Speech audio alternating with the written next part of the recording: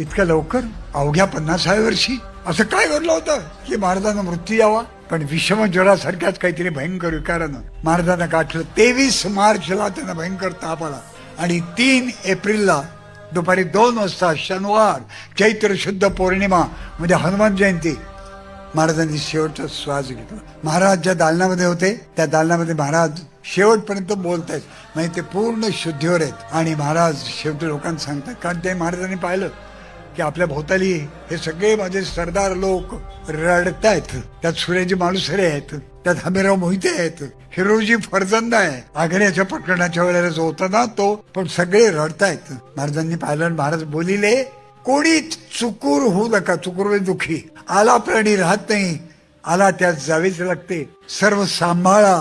आता आम्ही श्रीचे स्मरण करतो, तुम्ही सर्व बाहेर जा. म्हणून त्या दालनात सगळ्यांना बाहेर जायला सांगितलं.